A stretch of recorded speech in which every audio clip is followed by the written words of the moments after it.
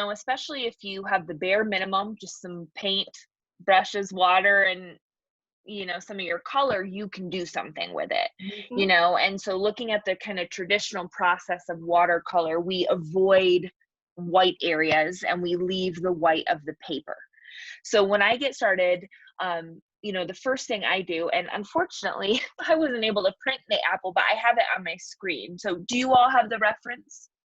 Oh, I have a picture, yes. I didn't print it, but I, It's okay if you didn't. I feel like it's easy enough to follow along with me, if okay. you didn't. But here, what I'll do really quick, actually, let me just share my screen and I'll put it on the screen so we can all look at it together a minute before we get started. Just because I think with watercolor, there we go. Oh, You see yeah, the apples? nice. Okay. So the first thing I do is I just take, of course, some time. Anytime I look at a reference photo, I just like to take some time and just kind of look at the shape, the form, the color variations, and of course the highlights. Because in Mhm. watercolor, the highlights, that's the first thing we want to think about is where are they? Because we want to avoid them in our paper. So Carol, in the future, if you ever want to get some type of masking fluid, it can come in a little jar that you paint it. It can come in, like Lee showed you, that pen. You could use that and paint it over the paper to keep it white. It saves it essentially.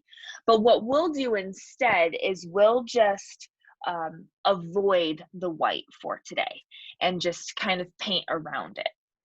But again, Lee, if you're like, yeah, I want to use my masking marker because I'm excited about it, use it. I think that's great.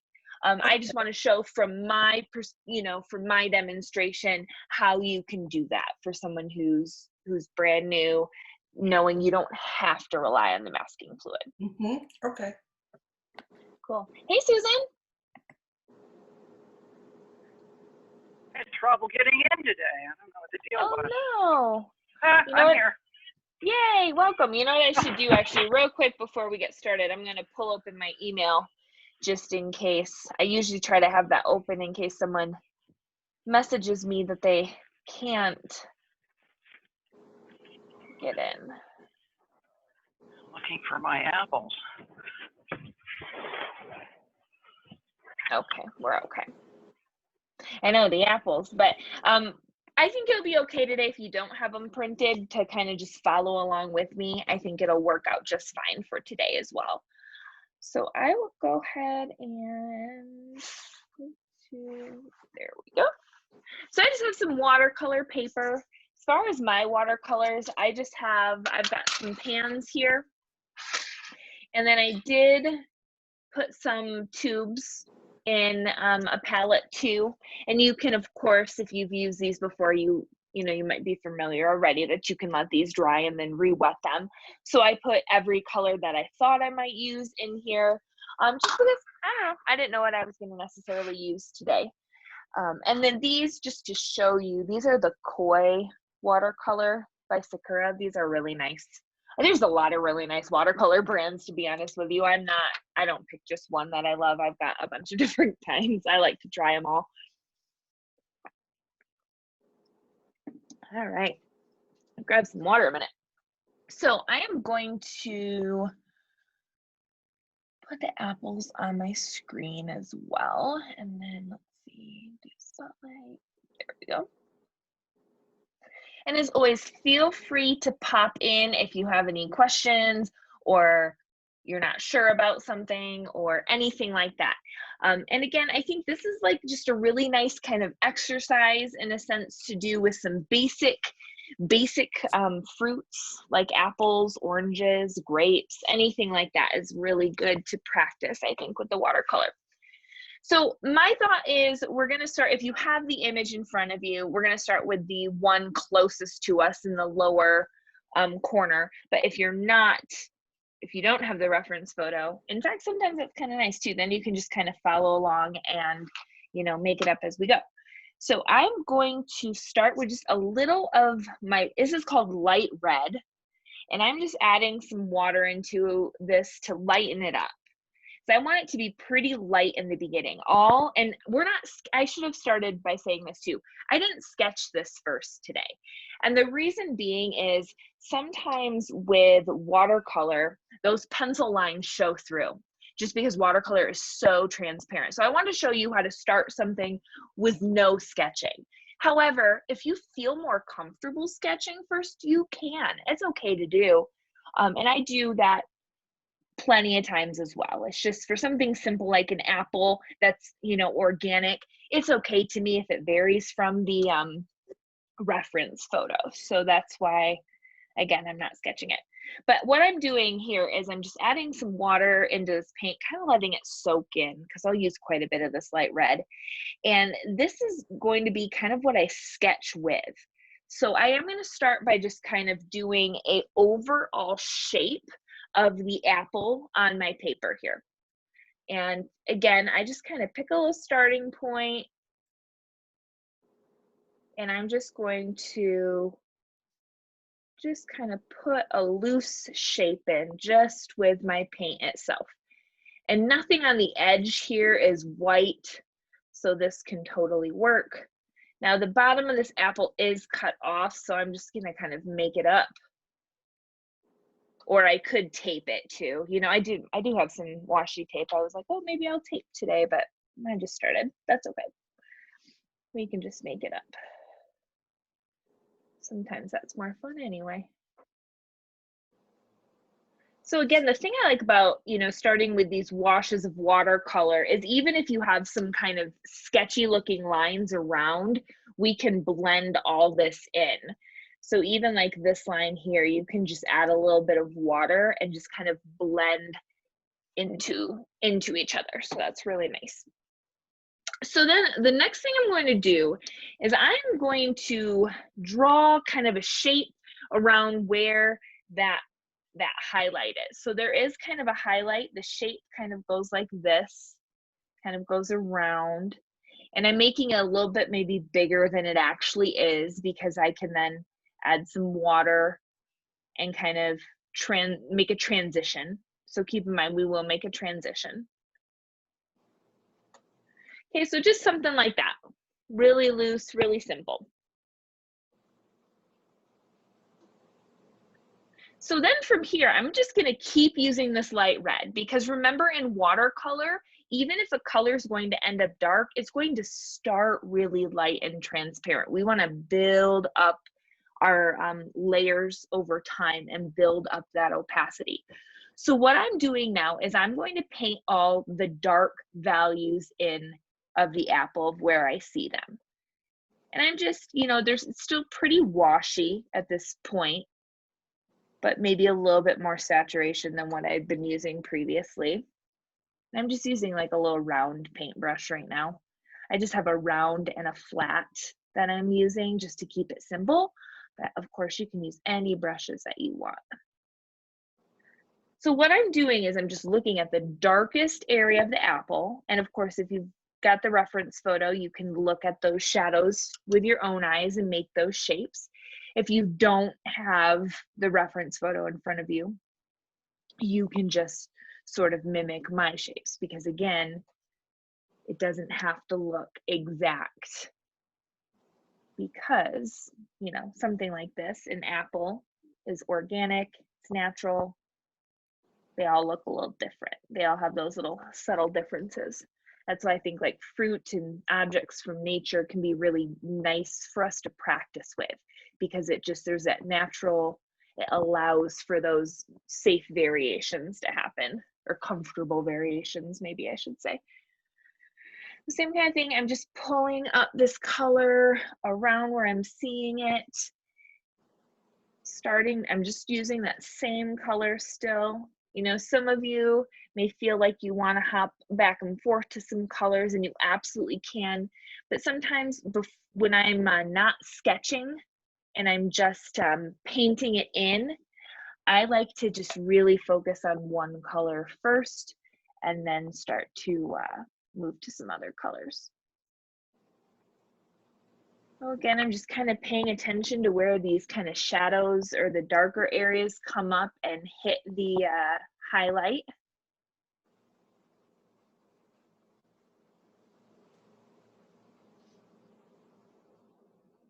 And again, just think about, you know, using your water too to lighten, to blend. If you've got a funky looking line or like a streak or something that sort of dried in your apple, you can just take a little water and you can go over it and you can soften it.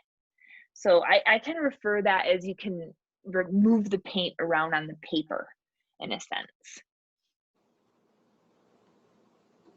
You know, I'm not trying to go too fast here. You know, if I was painting in real time, I'd probably go a little bit faster. But I just want to make sure that, you know, everyone's feeling comfortable with some of these kind of basic shapes. If you've been to some of the other classes, which all of you have, so I can even say you've probably heard me say blocking in before. It's like you're blocking in those basic shapes, basic colors we're seeing. It's not necessarily worrying about texture yet or, you know, all these fine details, but we're starting to get that shape in there and some of those initial values.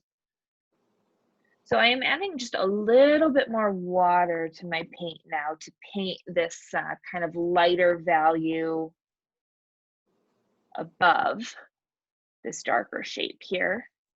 So you do see a transition, you do see a line, and we'll define this more as we start to darken here as well.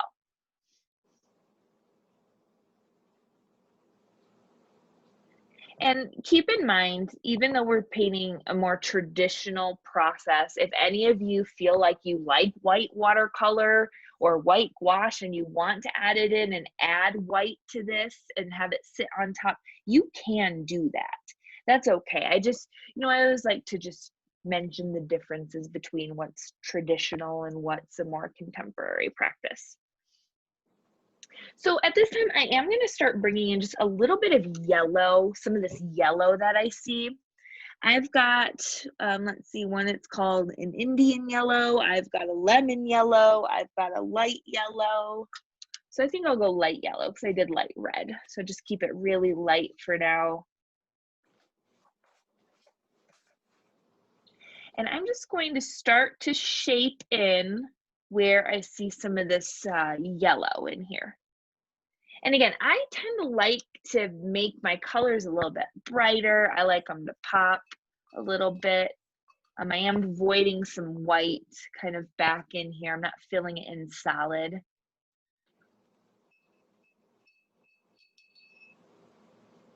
But you know, as far as colors go, sometimes I don't worry about matching in the beginning, just because that's a whole other element to worry about.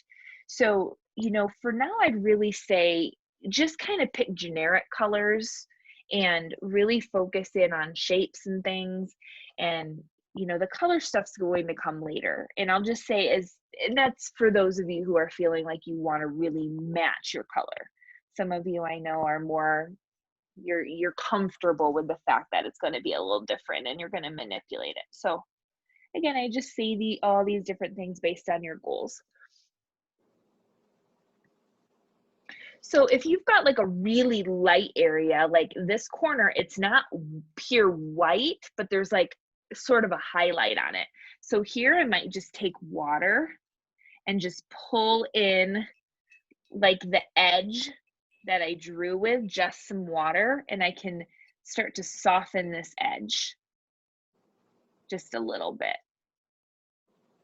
And I do like to keep, if you don't have some paper towel by you, always paper towel is so nice so we can blot that excess water off, take a little bit more, just because watercolor obviously is so controlled by the amount of water we have. So having that paper towel just to, I'm constantly dabbing water off and adding more water and sort of adjusting. So that's one kind of little tip that's helped me with control if you feel like watercolor, you don't have a lot of control over it. But then just kind of almost moving your brush just with some water and a circular motion on those edges softens them and just kind of reactivates that paint without you even having to bring more paint into it. It's really, out of all the paints types, watercolor to me is the paint you're using the least amount of actual paint. which is why like you can have a set that lasts you such a long time. So something like this to me can kind of read like a highlight, but it's still soft. There's still kind of a shine on it. And I didn't really add any extra paint to that. Again, that was me just, I mean, there's a little bit that I pulled in, but the rest is just kind of moving around the brush with the water, pulling it over.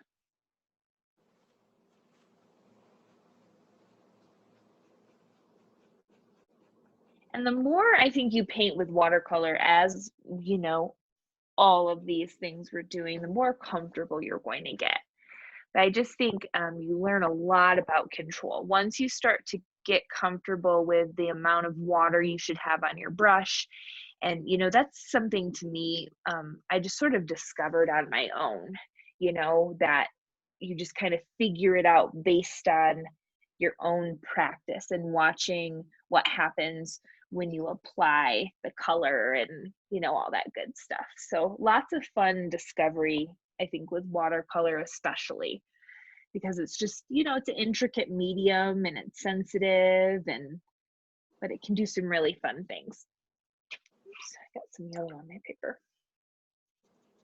The other thing too that paper towel is nice for is if you make a mistake, you can lift with it by just taking some, let's see, if I want to lift a little right here, I could put some water, take my paper towel, and then usually it will allow me to pull up a little bit of color. So if you accidentally get some color in a spot you didn't want it, that's a great way to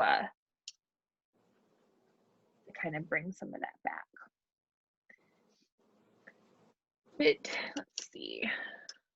I just want to kind of get rid of this top little line of my highlight. So if you still have a little line in from your highlight, what you can do is take just a little bit of color, a little bit of water, and I'm just going to start pulling that towards this yellow to just kind of fill this in a little bit.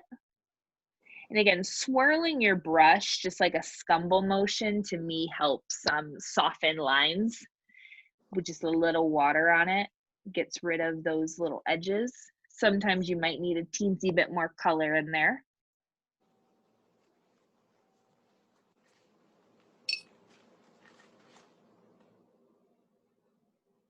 Then I can go ahead and fill all that in.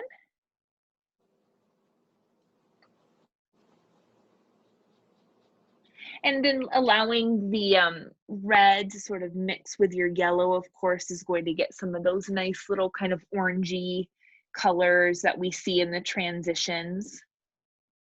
So again, sometimes it's not about having a bunch of different colors. So far, I've only used 2. It's about letting those colors interact a little bit.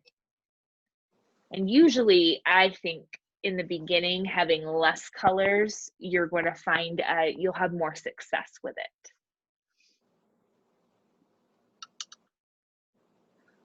So let's see, I've got a little bit more I want to fill in kind of up here. And then we'll kind of start to be ready to start to pull in our next layer.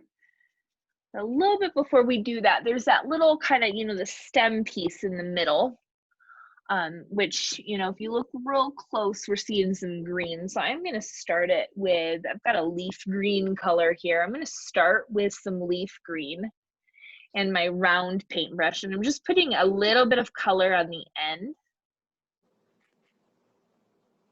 And, you know, I'm just kind of loosely, this is all dry, so anything I place here will not run.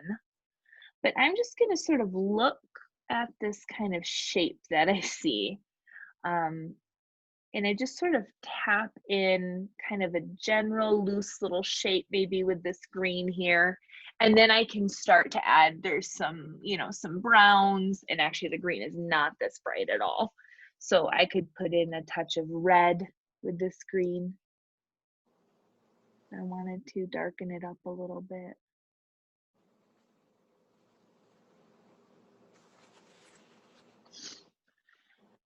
And then sometimes keep in mind, you're going to have to leave little, you're going to have to leave things to dry, and you're going to have to come back to them.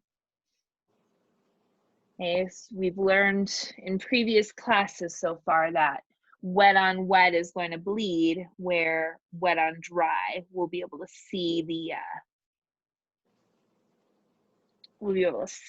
you know, the different lines and textures and all that stuff.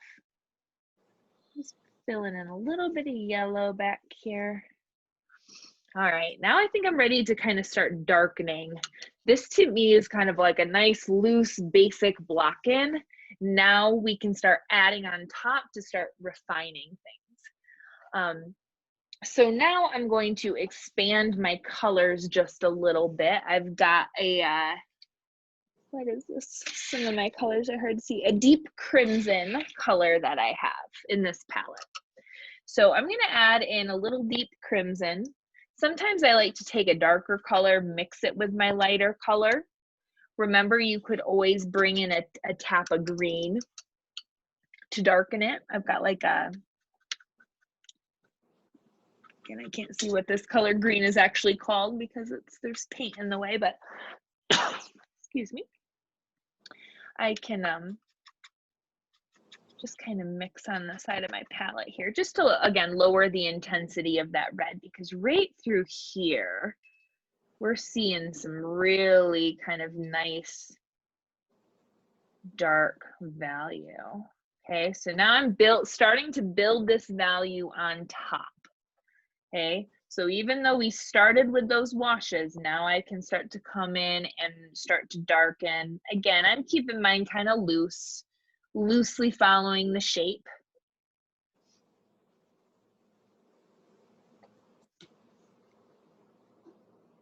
Again, you know, each kind of layer for me, maybe not each layer, but, you know, I do tend to use a little less water with newer layers, but not always. You can always glaze, which is putting washes of color, just building up washes on top of washes, or you can use less water so you've got more opacity.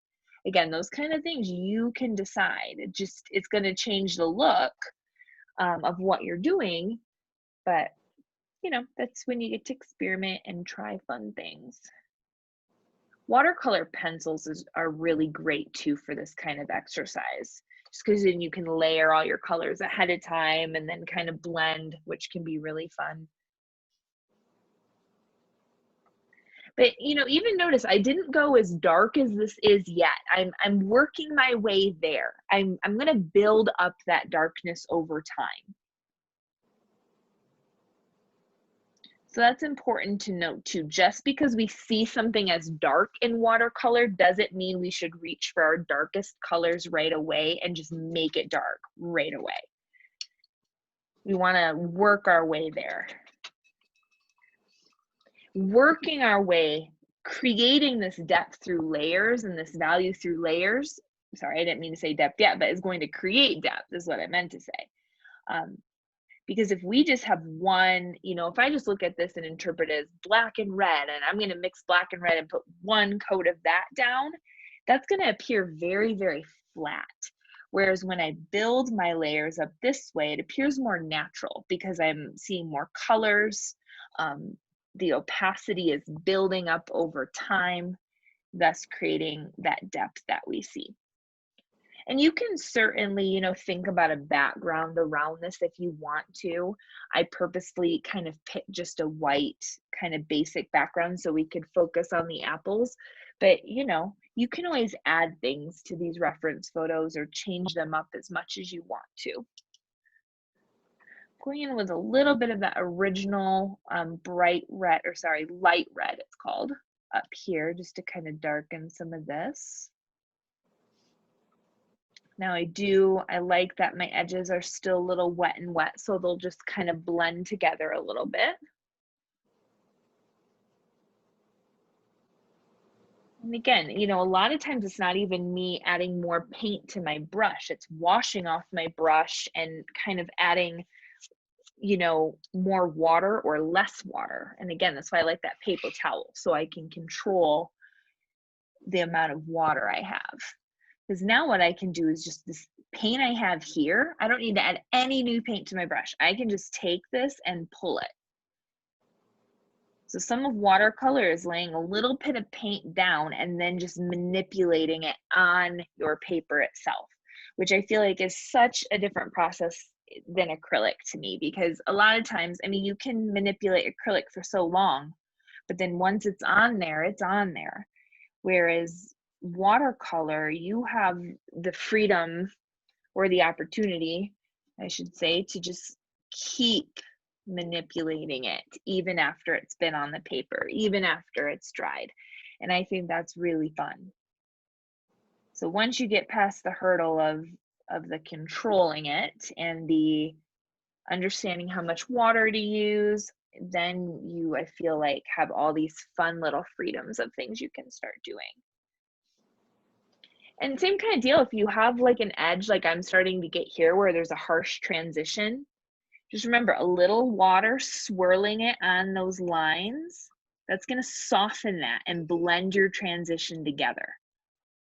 Okay, so you can start to create a gradient, or just, again, maybe so there's just not such a stark line.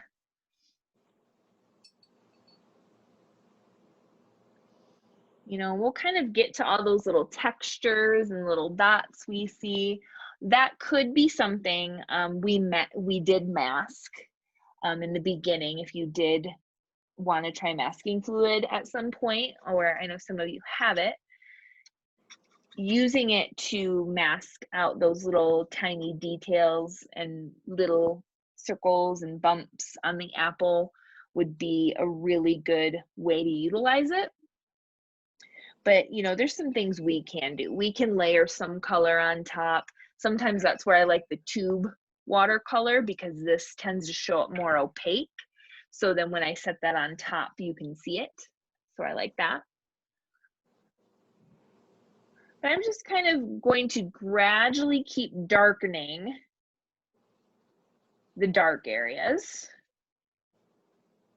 And then after we get kind of the darkness where we want it, then we can start to think about texture. So I do want to work up here just a little bit. I'm going to blend in. I've got like a little light orange as well on my palette here that I'm just going to kind of glaze into here just to get some of that transition between that yellow, the light yellow and what color did I use? Lemon yellow and light red. And again, just using some water to sort of pull this out.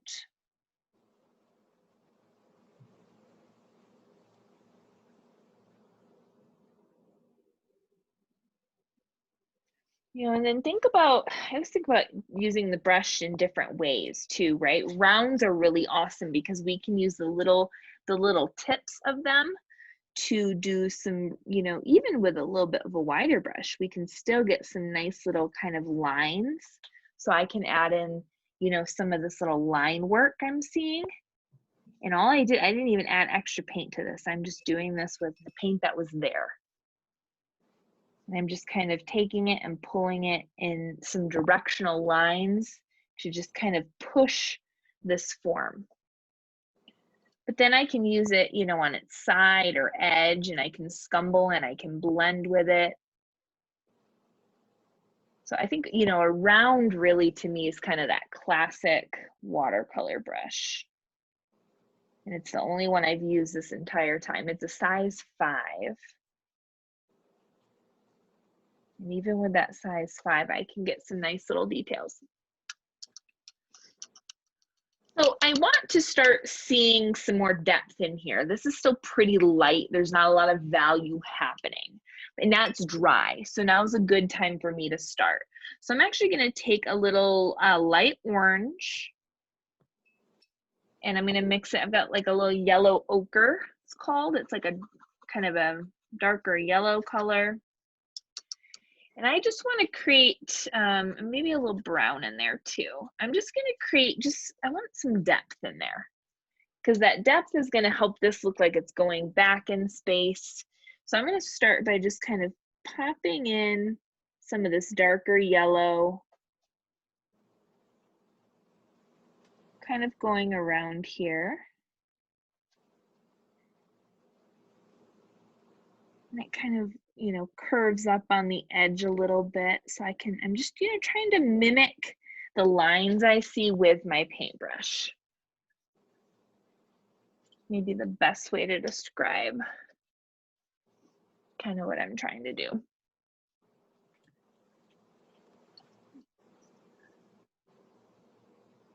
Just glazing a little orange kind of down in here too, just to kind of pull in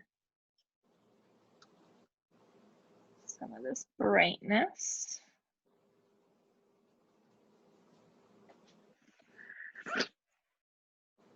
All right, so kind of coming back into here, just gonna keep kind of darkening, blending by removing paint and water from my brush, adding some fresh water in. And I just want to start to kind of manipulate and define the paint that's here. And again, we can gradually get darker. Doesn't have to be as dark as it actually is, even on the second layer, even on that third layer. We can get there over time. It's just like shading. You know, you don't always right away just start smashing the fibers of the paper down. It's a gradual process. Gradual can be really, really good.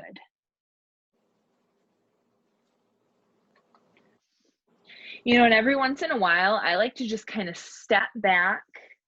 I don't know if you've done this much yet, but this is a great practice. Even if you're not, you know, finished with something, but hold it back and look at it from a distance. Just kind of look at it, squint at it. You know, you can start to see things come together. Values are starting to develop.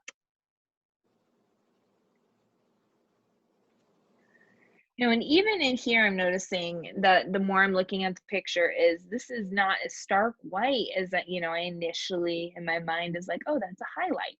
So I can start to kind of pull some of this color that was here, just like I did on these edges. And I can start to pull that in a little bit. And again, swirling my brush is a great way to do this with some extra water.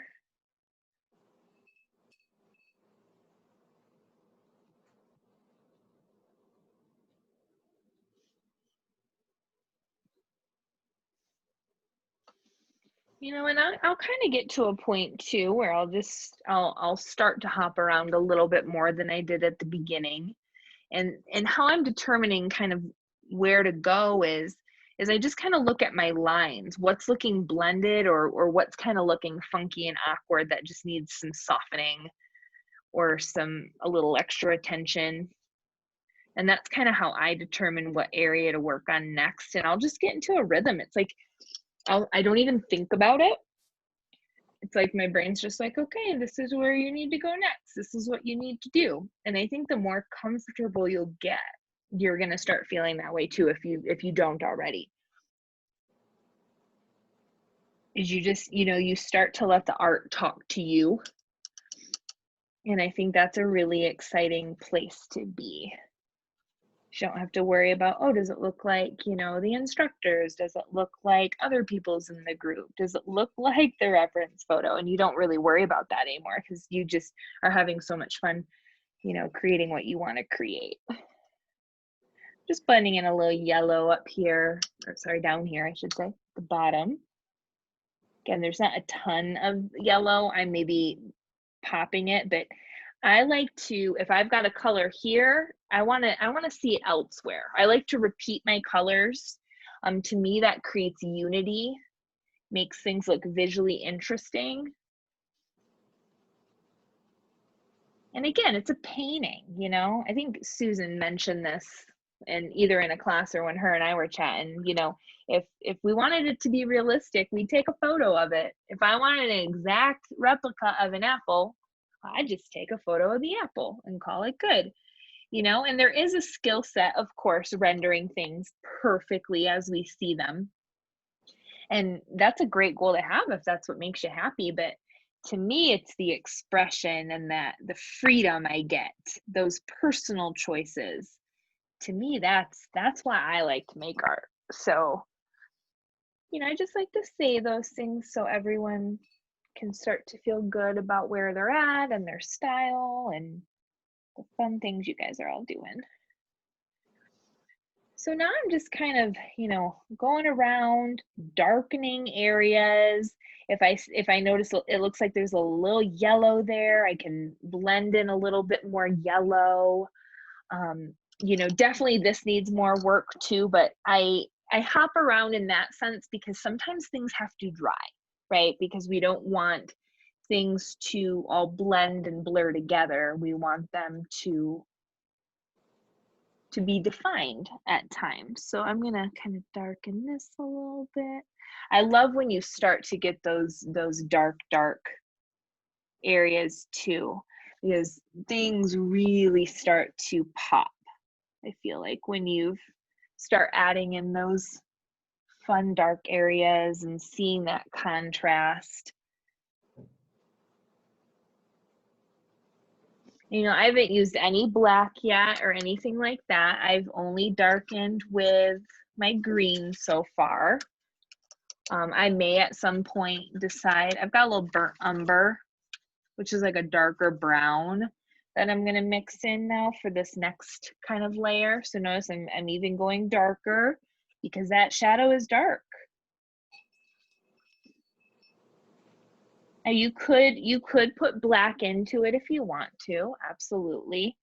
I just, you know, I try to darken without black first just because it's so dramatic. I feel like I've got more control, but sometimes you just need a little bit of black. And sometimes I'll have like a little bit of black on my palette and then I'll add that in so it's not like a full black, but it's like a little bit, just to, again, have a little bit more control. Oh, at the rate we're going, we might only get one apple done, but that's okay. The other ones can be like homework or try on your own. Again, I mean, watercolor process, it's not always a quick thing. I mean, there can be times where it can be quick or like a study or sort of expressive, but if you're, I mean, doing a full watercolor where you're actually layering, it's time consuming and can take a little while. Again, I'm just kind of going around noticing where I'm seeing these darker values, really trying to push those.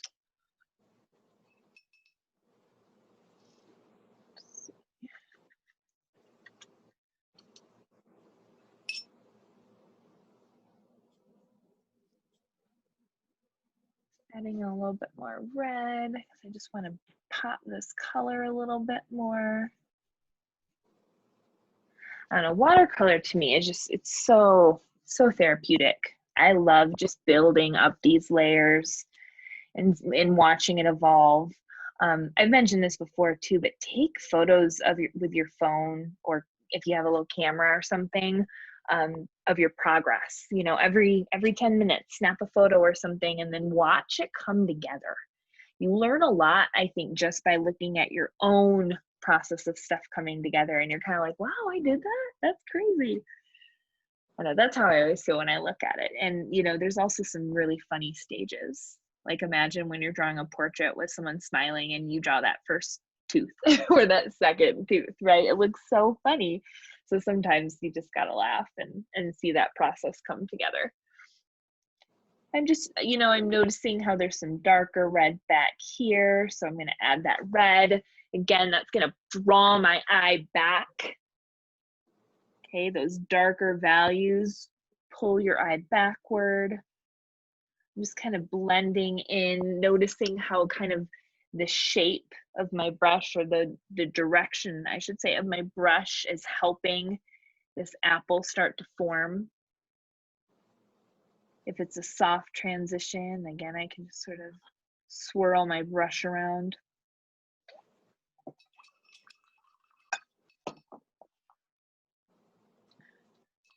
So really, I mean, you can work it kind of as much as you want till you get to a point where you're feeling good about it. And then you can kind of let things dry and thinking about those kind of final details. Oh, one other thing I'll talk about actually is that shadow real quick. So while we're kind of letting some of this dry, we'll talk about the shadow. So really, because you've got like a white background, almost like a gray, you could do like take some black. I've got some just on my palette that's sitting here, but you could take some black, and you could put even just like a smidge of red into the black. Because if you think of the apple's got that kind of shiny surface, right? So if I've got a little bit of red mixed in there, shadow is going to look a little bit more natural. So I just kind of paint along the edge of the apple.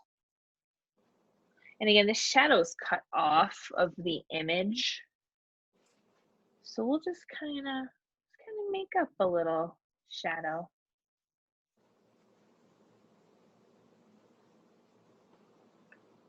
Of course, it'll be, and I'm starting it very, very light, and then I can go back in and push the areas closest to the apple are going to be the darkest. And then I could add some more water if I want to and just kind of pull out those edges from there if I wanted. You know, it depends how big you want that shadow to go. Just got to get a shape I like the look of.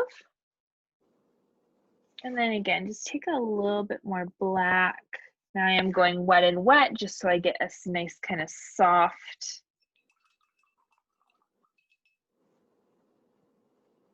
kind of letting it flow.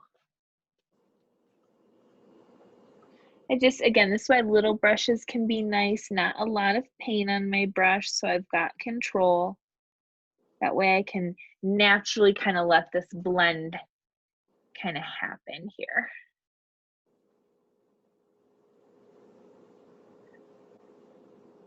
And before I add kind of those little dots and things, I don't know, actually this area is dry, so I'll work up here, but this area right here is still really saturated. So I personally would let that dry before I did anything with it, just because those dots are pretty precise and you don't want them to bleed and create this muddy mess. A little bit more black into here. So this kind of transition. And if you don't like how the texture looks, remember you can just take your brush and kind of go in, change things. You've got that freedom. I'm gonna add just a little bit of dark, a little bit more dark back here on this edge. You see that kind of coming down through here.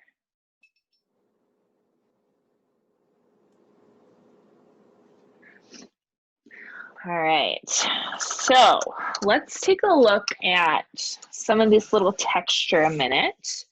That way we can have some time before I check in with everybody. And this could be, you know, I've used the same brush this entire time, which sometimes is kind of a fun challenge, but I also have told you guys, you know, use at least 3 brushes, change it up so you've got variety. So, you know, one of those kinds of things. But I am going to switch to a smaller brush now. And just looking at some of those that little texture we see. Like I said, you could have masked that in the beginning with masking fluid. And actually, it's probably the brightest option. Or you could even use gouache. I know some of you have gouache, and gouache, of course, is going to sit right on top. So gouache would work. Again, that's a more contemporary thing to do, as is adding white. So I'll show you, I do have a tube of white watercolor. And white comes with a lot of watercolor. It always comes in the tube pretty much. I've seen a couple times in the pans, but I could also add white too to make it more opaque, to make it sit on top. it will also kind of make your colors pastel-y. Again, I just want to reiterate that it's not traditional to do that, but you know, we don't need to be traditional all the time either. I just like you to know the difference. So I'm just taking some little kind of dots, and again, if you wanted it to be super, super realistic, you can, and this might even be tricky to see. Maybe zoom in a little bit.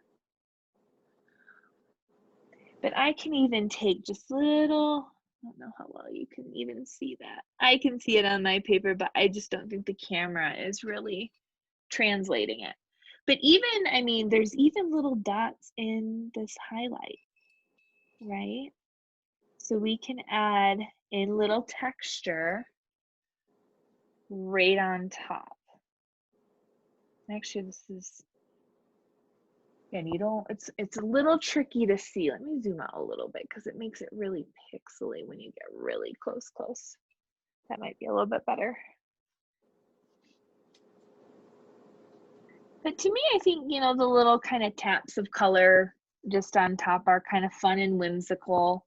Again, it's not the most realistic way to do it. The most realistic way is going to be probably to mask these little guys. When you're done, take the masking off just by rubbing it off with your finger. And then after that, you would then paint in the color on top of the pure white, which is of course going to make it pop more, make it look more realistic than what mine looks like. So I just kind of wanted to mention that. And to me, avoiding painting all these little circles sounds very stressful and, you know, not enjoyable to me, but for some of you, you might find that challenge fun.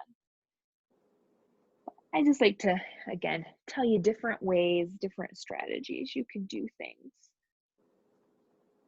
But to me, I don't know, I think these little taps, they're subtle, but I think they're working with the actual apple. And you know, truthfully, I probably could add more layers and more layers and more layers before I even get to this point. I just kind of wanted to make sure we had some time together that we talked about kind of adding little details and things. But really, anything you want to paint with watercolor is going to be a very similar process to this traditionally, where you're starting with asking yourself what's white, painting around it or masking it, and then building up your layers and gradually darkening over time. Not just choosing dark colors in your palette, but allowing yourself to build those colors. And again, you're creating more depth that way, and you're getting that nice sense of space as well. So, I mean, really, that's kind of the gist. I mean, you can rinse and repeat, of course, for the other apples, which, you know, depending, we could have also put those in, but I just wanted to really kind of focus on the process with one, and sometimes looking at one before we go to many just makes it easier. So